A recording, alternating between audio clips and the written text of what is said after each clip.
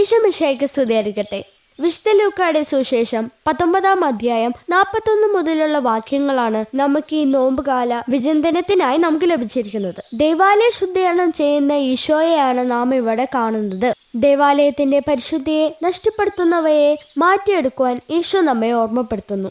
ദൈവത്തിലേക്ക് മനുഷ്യനെ ഉയർത്താൻ സഹായിക്കുന്ന ഇടമാണ് ദേവാലയം. അതെ, ദൈവം വസിക്കുന്ന വിശുദ്ധ സ്ഥലം, ദൈവസാന്നിധ്യം നിറഞ്ഞു നിൽക്കുന്ന പരിശുദ്ധമായ ആലയമാണിത്. ദൈവത്തോട് നാമും ദൈവം നമ്മോടും സംസാരിക്കുന്ന ഇടം, നമ്മുടെ സന്തോഷവും ദുഃഖവും ദൈവത്തിനു മുമ്പിൽ സമർപ്പിക്കുന്ന ഇടമാണ് ദേവാലയം എന്ന് വലിയൊരു സത്യം കൂടി നാം ഓർക്കണം.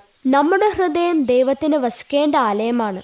നമ്മുടെ മനസ്സ് ശുദ്ധമായിരിക്കുമ്പോൾ ദൈവം അതിൽ വസിക്കുന്നു. സ്നേഹവും കരുണയും ക്ഷമയും നിറഞ്ഞ ഹൃദയം ദൈവത്തിന് പ്രിയപ്പെട്ട ആലയമാണ്. ശത്രുത, അസൂയ, കോപം എന്നിവ ഒഴിവാക്കി സ്നേഹത്തോടെ ജീവിക്കുമ്പോൾ ദൈവം നമ്മുടെ ഉള്ളിൽ വസിക്കും. ഈശോ പറഞ്ഞു, ഹൃദയശുദ്ധിയുള്ളവർ ഭാഗ്യവാന്മാർ, എന്തുകൊണ്ടെന്നാൽ അവർ ദൈവത്തെ കാണും. ഹൃദയം കാണുന്ന ദൈവത്തെ കാണാൻ ഹൃദയശുദ്ധി കൂടിയേ തീരൂ. ഇന്ന് ബുദ്ധി കൊണ്ട് ദൈവത്തെ തേടുന്നവരാണ് അധികവും. പരീക്ഷണശാലയിലെ നിരീക്ഷണ നാളിയിലൂടെ വരുന്നത് മാത്രമാണ് ശരിയെന്ന് പറയുന്നവരുടെ എണ്ണം വർദ്ധിച്ചു വരുന്നു. അവിടുന്ന് പരിശോധിക്കുന്നത് ഹൃദയമാണ്, നോക്കുന്നത് ഹൃദയത്തിലേക്കാണ്. നമുക്ക് നമ്മോട് തന്നെ ചോദിക്കാം, എൻ്റെ ഹൃദയം ദൈവത്തിന് വസിക്കാൻ യോഗ്യമായ ഇടമാണോ? ഈ നോമ്പുകാലം നമുക്ക് തിരുത്താനും തിരിച്ചു പിടിക്കാനുമുള്ള ഉൾവിളിയായി തീരട്ടെ. ആമേൻ.